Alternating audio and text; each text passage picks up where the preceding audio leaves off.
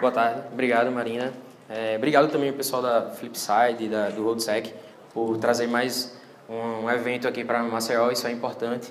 E eu acho que isso a gente está colhendo fruto ainda da galera que se dedicou ano passado para trazer a primeira edição, então obrigado para essa galera também. E por isso que eu estou aqui também falando, né, por conta dessa galera e o RoadSec está acontecendo. E a vocês, eu estou agradecendo no início porque eu acho que é mais interessante, e a vocês que estão aqui que fazem o evento acontecer, tá? Apesar da nossa cidade, estado, enfim, ser pequeno, mas a gente que faz, a presença de vocês aqui que está fazendo esse evento. Eu vou falar sobre 1001 execuções de código remoto. Espero que ninguém tenha entendido errado. São 9, tá? 1001 é binário, então se alguém entendeu errado aí, né? Mesmo que seja 9, eu vou precisar andar rápido, porque 9 em 40 minutos vai ter que ser rápido, tá? Execuções de código remoto em sistemas web, né? Tá, então vamos lá. Eu já fui apresentado, mas eu queria falar um pouquinho da minha experiência, a minha atuação na área de segurança. Na segurança, como trabalho, eu estou atuando hoje como professor da pós, tem um pessoal aí da pós também, alguns alunos, e como desenvolvedor, que durante o meu processo de desenvolvimento eu sempre aplico alguns testes de segurança. Encontrei algumas coisas interessantes, né? E também a segurança como hobby. E aí eu jogo pelo ELT, né? E também, quando tem um tempinho, eu faço uns bug bounty. Tento fazer, né? Porque tem que falar sobre execução de código remoto. Então, eu tentei meio que, bom, vamos lá, então eu vou falar sobre execução de código remoto, como é que eu posso fazer isso, eu posso validar o meu perfil. Tá, então eu fui atrás justamente do bug bounty, falei, vou atrás de um RCE, um Remote Code Execution, em algum programa do HackerRun. E aí eu consegui uma execução de código remoto lá no Departamento de Defesa americano, né, dos Estados Unidos, e ele ainda está aberto, a falha ainda está rolando lá, mas essa semana eles entraram em contato e falaram, a gente corrigiu, você pode testar novamente. Aí eu fui testar e ainda tinha a falha, e aí acabou que não fechou. Porque depois que eles fecharem eu posso deixar público, tá? Por isso que eu só estou colando essa parte, porque a visibilidade ainda é privada, eu não posso falar sobre ela ainda, faz parte do programa, né? Tá, e aí o que a gente pode ter de lucro com, além do mercado negro aí, o que a gente pode ter de lucro na forma ética com RCE, né? Por exemplo, aqui eu tirei uma captura de tela do programa do Google, tá? Ele paga $31 mil para quem encontrar uma execução de código remoto nos servidores do Google. Não é tão trivial, né? Por isso que o valor é tão alto, mas também tão alto porque ela é de um impacto enorme, né? Você conseguir uma execução de código remoto no servidor, você provavelmente vai comprometer todo aquele servidor e aí você pode fazer movimentação lateral, enfim. Tá. O público-alvo, tá? Pentesters, desenvolvedores, jogadores de CTF, tá? Todo mundo que está aqui, na verdade. Tá. Então, o objetivo aqui que eu quero falar é conhecer as formas de obter um RCE em sistemas web, ou seja, aquele serviço. Então, para cada um dos 9, eu quero falar um breve resumo da falha. Não tem como eu entrar em detalhes de cada uma das falhas, claro. Ou seja, eu assumo que você conhece alguma coisa, vai perceber do que eu estou falando aqui, basicamente. Mas a ideia aqui é como vou chegar no RCE a partir dela, direto ou indiretamente, tá? E também como alguém explorou, seja no bug bounty ou seja na real, né? Valendo. Então, a execução de código remoto é justamente a capacidade do atacante executar um código no servidor da aplicação web através de uma entrada do sistema, tá? Independente de qual seja a entrada do sistema. Aqui no WhatsApp, por exemplo, ele divide OS, Command Injection, né, e Code Injection. Para a gente aqui, cabe ser a mesma coisa, tá? Um pode levar o outro, né? Na verdade, o Code Injection pode levar um OS Injection. OS Command Injection. Então, quais são os 9 que eu quero falar? Então, eu quero partir do OS Command Injection, do XML External Entity Injection, o XXE, Expression Language Injection, Object Deserialization, SQL Injection, Server-Side Request Forgery Tá vendo, é uma lista, não tenho como falar de todos detalhadamente, mas Server-Side Template Injection, Cross-Site Script, ou XSS, e o Cross-Site Request Forgery, que é o CSRF. Tá? Então, vamos lá. Como eu comprovo um RCE? Tá. Então, eu acho que eu consegui um RCE num servidor de aplicação. Como é que eu comprovo que eu tenho esse RCE? Então, eu posso forjar requisições, eu posso fazer um curl ou um wget, de tal forma que o servidor da aplicação faça essa requisição para uma máquina que eu controle, ou um servidor que eu controle. Né? E aí eu vou ver essa requisição chegando no meu servidor. Essas são as mais comuns, né? Mas dormir por um período de tempo e você vai perceber que na resposta do servidor vai ter aquela espera.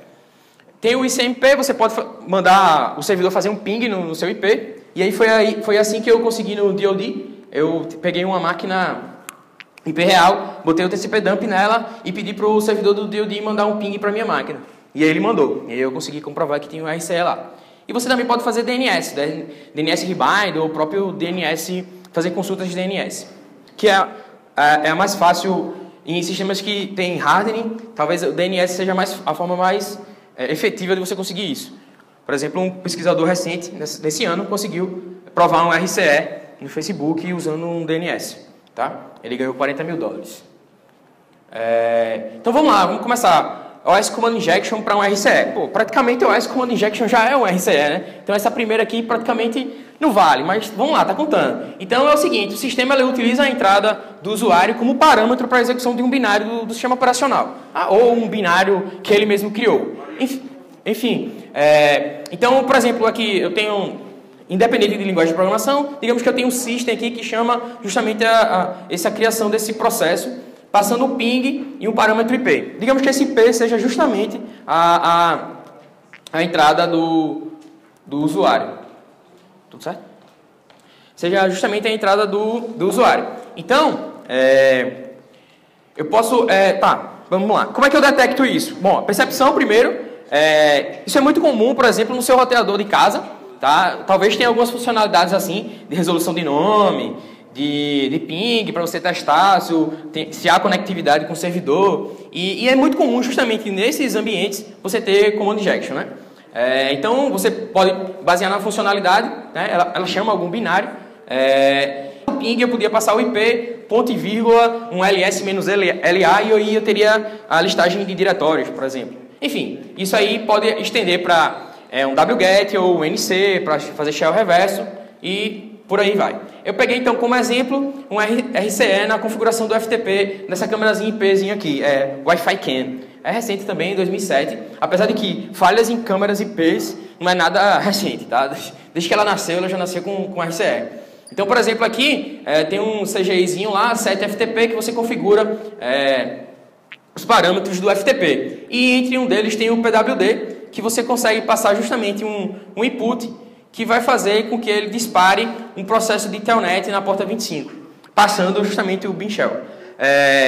Por que telnet aqui nesse caso? Porque o binário já estava lá na maquinazinha, desculpa, na câmerazinha IP. Ela já tinha um telnetzinho, ficou fácil abrir uma shell.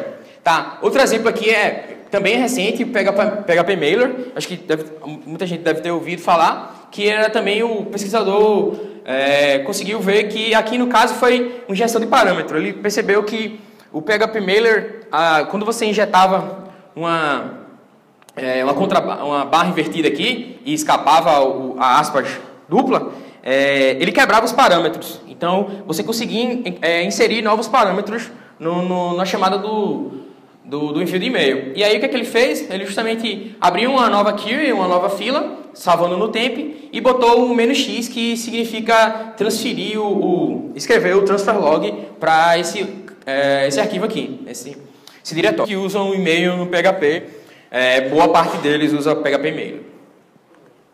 Vamos lá então, próximo é o XXE, né, para chegar no RCE. Aí esse é interessante, porque com uma falha de XXE, você não vai chegar diretamente no RCE tão facilmente, tá? Por quê? Qual é a ideia do XXE? Uma aplicação, ela tem como entrada ou ela processa arquivos XML, tá? E a gente encontra muito isso em API, né? API e, por exemplo, que usa SOAP, que usa XML para transferir esses dados, tá? Ou seja, e aí a ideia é justamente você fazer ele processar um DTD, um Document Type Definition. Então a exploração, você cria uma entidade externa, por isso o nome, esse segundo E aqui é de external, e que acessa um recurso ou um serviço que está fora daquele servidor. Tá? E aí, geralmente, lógico, é um serviço seu que você vai mapear se ele fez uma requisição para o seu servidor e aí você percebeu que você conseguiu forjar uma requisição. Tá, beleza, eu consigo com isso mapear a rede que está aquela máquina, que está aquele servidor web e consigo também fazer leak de informações, ou seja, consigo vazar algumas informações úteis do sistema para explorações futuras, né? Para novos passos, na verdade. Vamos lá, existe no PHP, desativado, mas é possível que você consiga o expect, tá? O que é que ele faz? Ele executa, o que você passa aqui, ele executa essa aplicação, esse binário aqui que você passa. Por exemplo, você passa um comando ID, ele vai retornar para você o resultado desse ID no XML. É muito raro, tá? Outra técnica que para você conseguir do XXE partir já para um RCE é usando Java. Nesse caso, a gente está usando, numa aplicação Java, usando o jar /download. Esse download aqui é o arquivo que você quer que ele faça o download. E, por incrível que pareça, o Java ele vai baixar isso e vai descompactar. Só que tem uma questão. Essa técnica ela é bem interessante, porque qual é a questão aqui? O Java ele vai baixar, descompactar e vai apagar. Tá? Ele vai deixar num binário lá. Quando ele termina de baixar, que ele descompacta, ele apaga esse arquivo que ele baixou. Então, qual foi a ideia que o SBFTW, eu esqueci, é Timon, eu acho o nome dele, desenvolveu? Então, ele faz o seguinte, você força esse download de um servidor seu, aí no seu servidor você faz o seguinte, quando ele acabar o download, você segura alguns bytes, né? Na verdade, você não finaliza a conexão, fica segurando, porque o arquivo provavelmente já vai estar lá no servidor, tá? Ele não vai ser apagado. E aí você encontra esse arquivo, esse jar, né? E pede para instanciar, para subir essa aplicação no Tomcat. Tá? Ou seja, você sobe uma aplicação, um jar, ele baixa aquele jar, você faz outra nova requisição pedindo por XXE é possível que ele bote em execução aquele arquivo já, que é uma outra aplicação no Tomcat. E aí você sobe uma shell no Java. Né? É bem interessante essa técnica. Mas a gente tem um exemplo aqui interessante, que foi como um hacker do programa do HackerRun, ele conseguiu hackear o Pornhub. Vocês conhecem o Pornhub? Então, ele hackeou lá. Deve ser interessante, né? O cara diariamente hackeando o Pornhub, né? Então ele ganhou $10 mil. E aí o que foi interessante é que ele usou o XXE para fazer leak de todo o código do Pornhub. Então ele baixou o código do Pornhub e aí o que ele fez? A partir dali ele começou a fazer, virou o white, né? Ele estava numa black box, né? E agora ele estava diante do código fonte. Então ficou mais fácil, senão não vai dar tempo não. Expression Language. Tá? Ela inicialmente ela surgiu, né, do JSTL, Java Server Page Standard Tag Library. É uma ideia de facilitar, porque se você olhar no início de como era construída as páginas JSP, né, era uma maior confusão. Então, é uma forma de você facilitar a view acessar objetos do BIM, objetos BIM, né? Então, você consegue chamar expressões, ler dados da aplicação, do modelo da aplicação e também escrever dados e chamar métodos arbitrários, enfim, você tem uma certa programação mais fácil na sua view. Tudo bem, sem quebrar o modelo MVC, por favor, tá? Então é mais ou menos assim, né? Você pode chegar lá na sua view e chamar, por exemplo, person, address, street. Então você está chamando, tem um objeto person lá que tem um get address, tá? Que tem um street lá como atributo. Então qual o problema aqui na Expression Language? Ela ocorre quando a entrada do usuário é executada justamente por esse interpretador de expressão regular, desculpa, da Expression Language. Ou seja, é a capacidade de você enviar a sua Expression Language e o sistema processar. Tá, aí fica fácil, porque... isso são em ambientes Java, tá? Então fica fácil, porque aí você vai atrás justamente do Java Lang Runtime, que aí com ele você consegue chamar exec e executar nesse servidor. Geralmente você vai usar Reflection, tá? Por quê? Atualmente, justamente essas expression languages, elas já sabem da potencial falha que há. Então, elas começaram a cortar acesso direto a esses objetos, tá? Então, por exemplo, o método estático é mais difícil de ser chamado.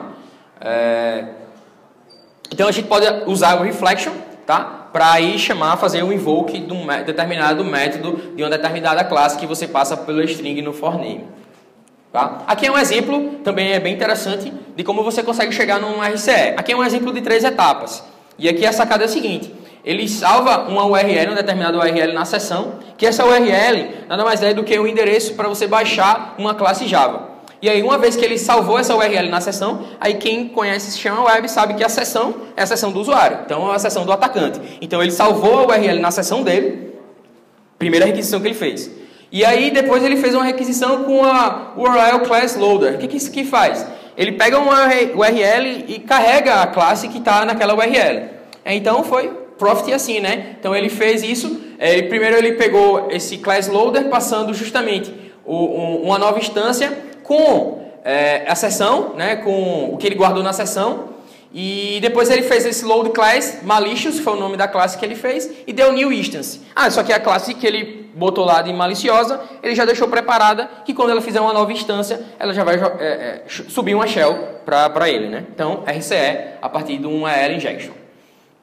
A gente tem um exemplo hoje, bem bacana, um exemplo que, se você chegar hoje, não sei se todo mundo conhece o NetBeans, mas se você for lá, não, eu quero começar a desenvolver para Java, para Java Web. Aí você vai lá, não, baixa o NetBeans. Aí, beleza, você vai lá, acessa o NetBeans, baixa o NetBeans. 8.4, eu acho, 8.2, não sei. Você vai lá e baixa, e aí você fala, não, eu quero uma nova aplicação Java Server Faces para Web usando Prime Faces. Beleza, aí você vai e inicia todo o NetBeans atualizado, você atualiza todas as bibliotecas. Você executa ele já vem por padrão com a vulnerabilidade de RCE para você.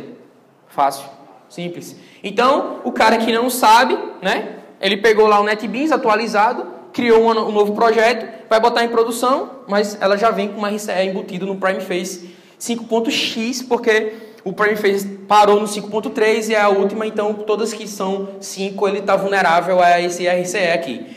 É interessante que essa versão, os caras, vamos fazer o seguinte, vamos colocar uma criptografia aí, bota hardcoded a chave, Primeface, a chave é hardcoded, e aí ninguém vai quebrar, né? Hardcoded Primefaces numa biblioteca, né? Beleza, não serviu. Então, tem essa falha de expression language, você consegue passar justamente num dos parâmetros do dynamic content, você consegue passar uma expressão, né? E ele é executado e você consegue RCE. Tem esse link aqui, eu botei os links aqui embaixo, ele tem inclusive o videozinho do cara fazendo esse RCE. Essa é bem bacana, Object Deserialization, tá? Esse Object Deserialization, ele afeta praticamente todas as linguagens de desenvolvimento para a web, né? Java, PHP, Ruby, Python, enfim, aqui eu vou focar só em Java, tá? Então, Java ele serializa o objeto em um string de bytes. Então, ele pega um objeto Java e transforma aquilo para um string de bytes. O magic byte dele, ou seja, essa string de bytes, ela sempre vai começar com esses 2 bytes, AC e AD, que são 2 hexas, né? AC e AD. Por que esse RO0 aqui? Justamente esse conjunto aqui é em base 64.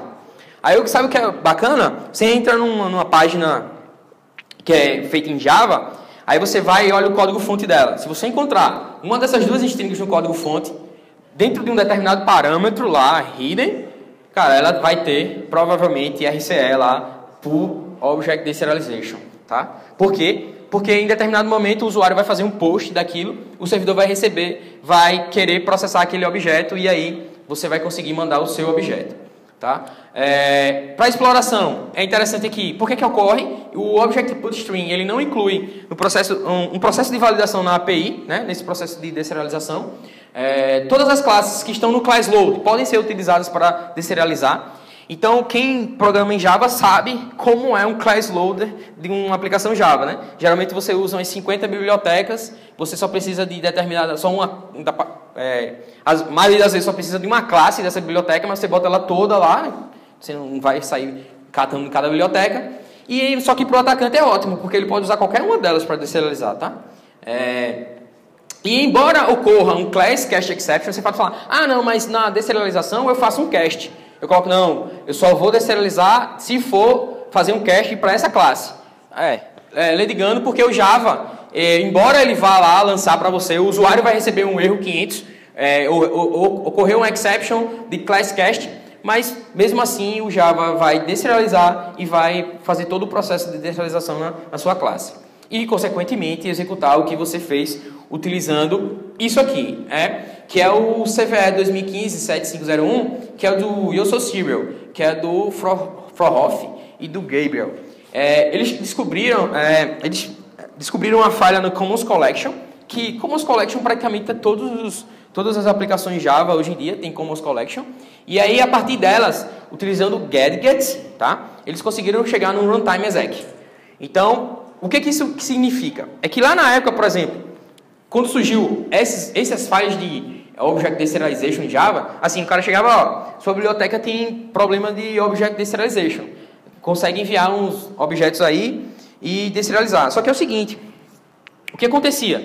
O cara, para explorar isso aqui, ele ficava preso a determinados objetos. Ele mandava determinadas classes e ele não conseguia chegar no exec, né?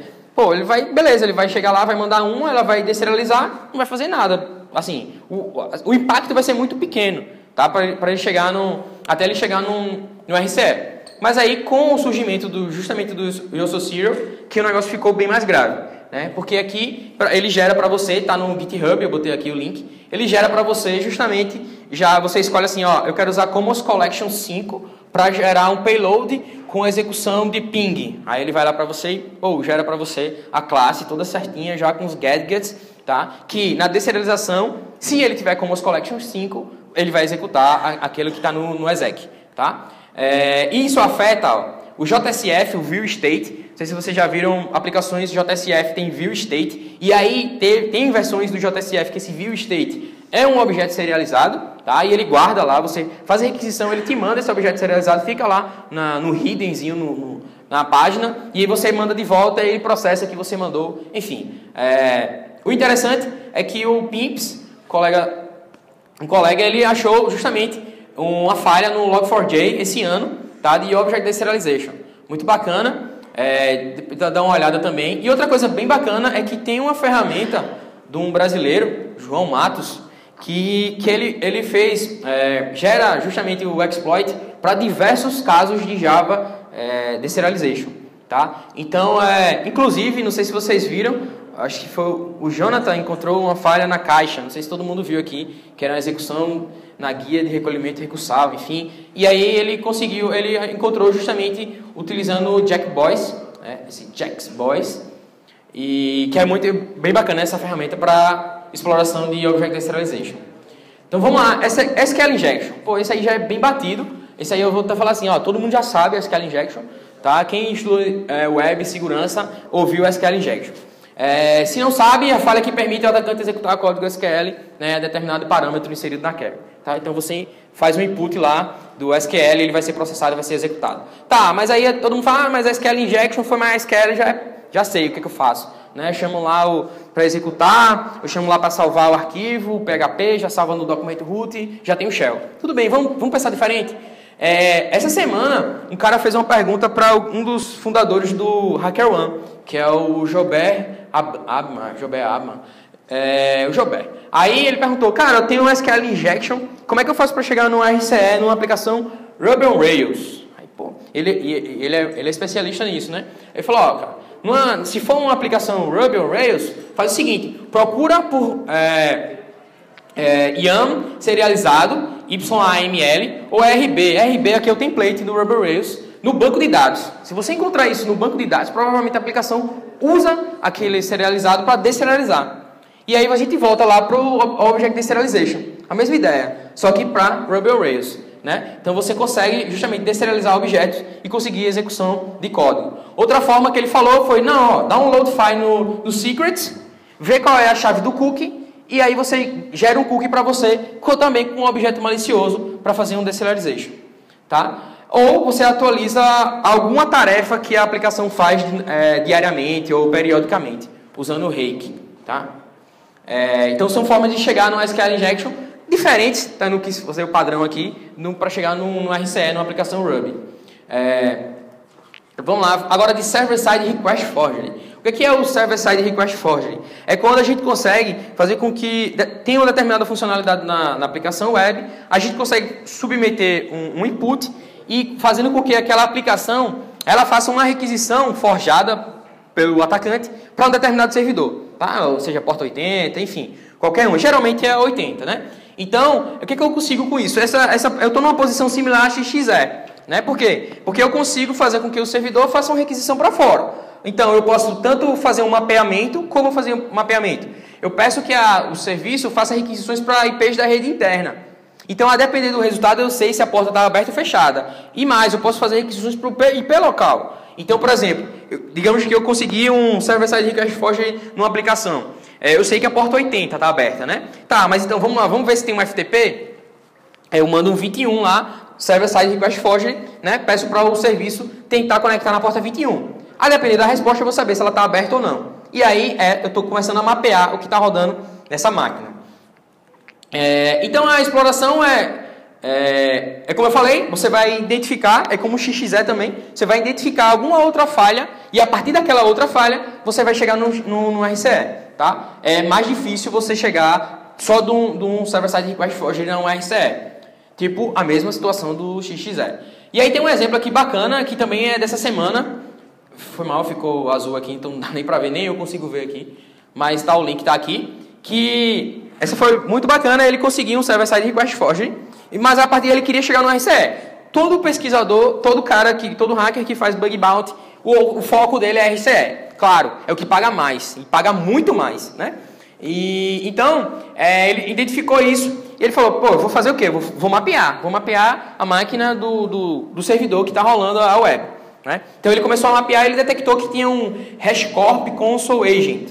Ele falou, pô, eu conheço isso aí, eu sei que o que esse agente faz. Né? E ele foi dar uma olhada no manual para ver se tinha algum objeto na API desse agente que podia enviar, executar, né, a partir dela, desse endpoint, ele executar alguma coisa. E foi então que ele encontrou. Mas aí ele encontrou o seguinte, ele tinha que fazer uma requisição put, porque lá no put, né? Porque lá na API, né, geralmente quem fez já a API aqui, REST, o que for, sabe que a gente usa muitos métodos, né? Post, patch, né?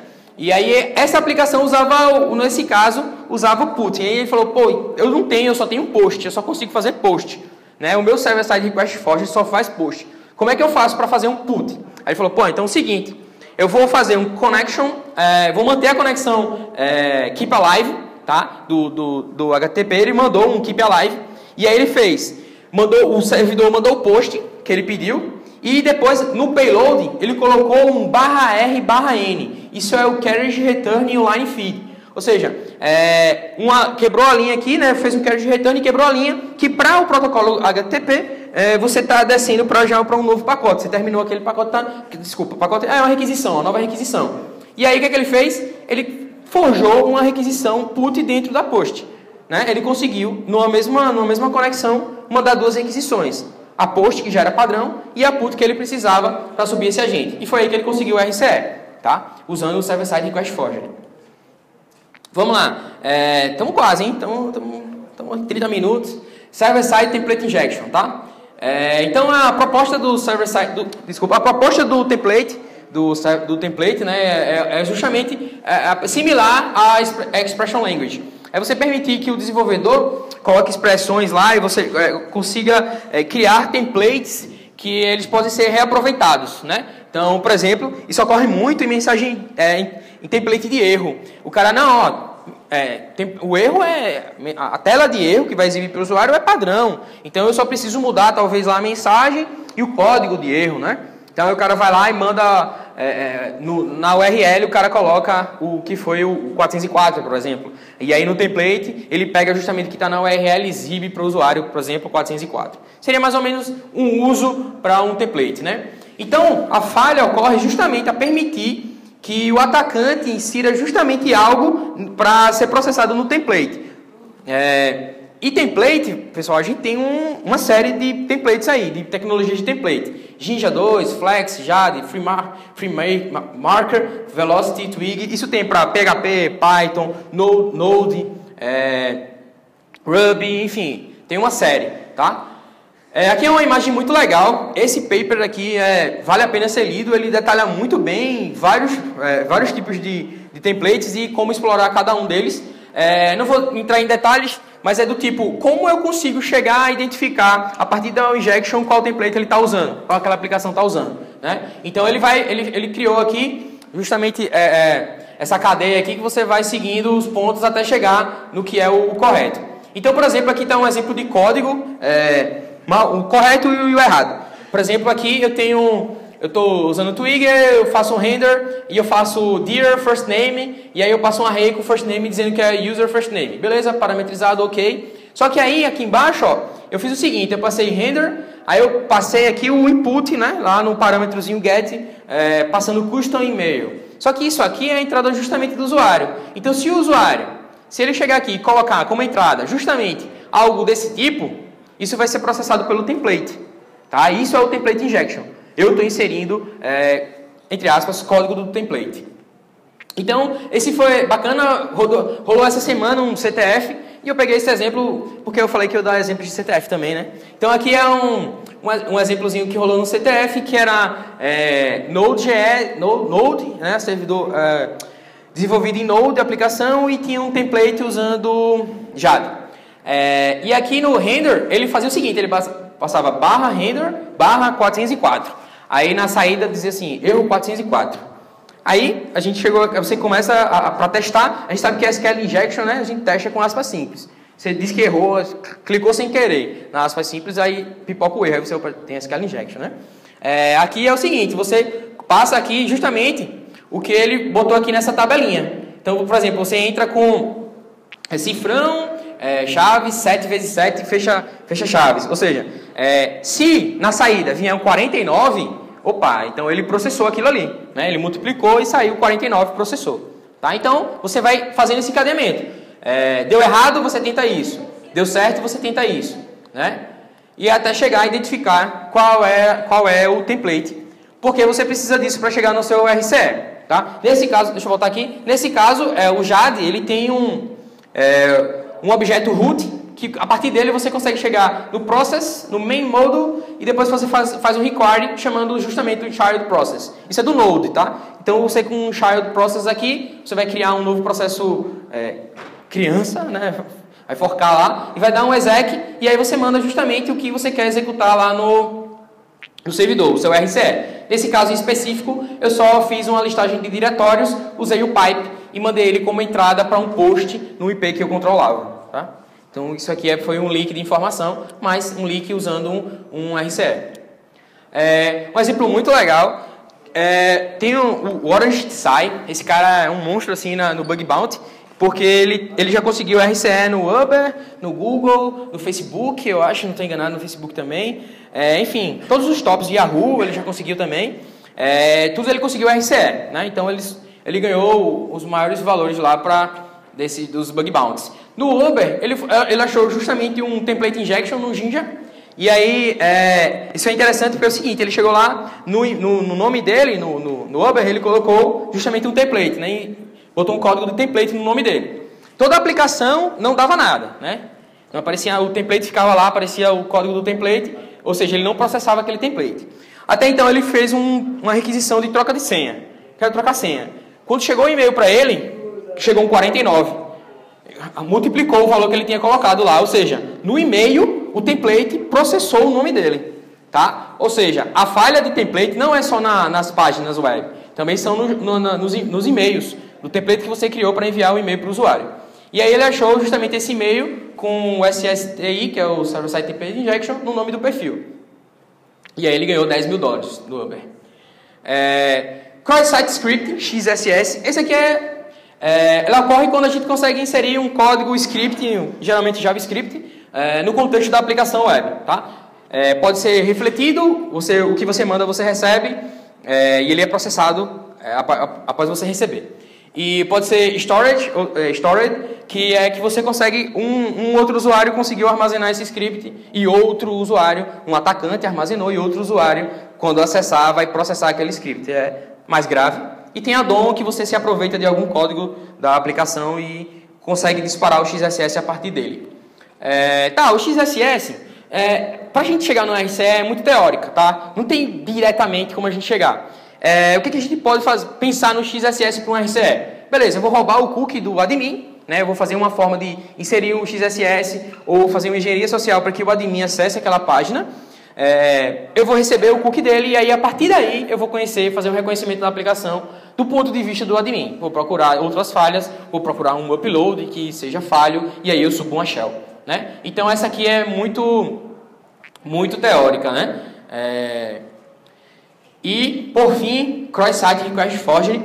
Aí essa daqui é o seguinte, como eu sabia que não ia dar tempo, mas acho que 4 minutos faltam. É o seguinte, na final do Hackaflag do ano passado, eu fiz um desafio que era um cross-site request forgery que você precisava subir, no final das contas você tinha que chegar no RCE. Então, eu gravei um vídeo, não sei se todo mundo consegue ver aí, quem quiser ver depois no YouTube, tá aí, ou procura por Manuel Abreu lá, final da Hackaflag. A partir desse... Eu tinha uma funcionalidade lá que só o admin conseguia fazer upload, mas você conseguia mandar um link para o admin.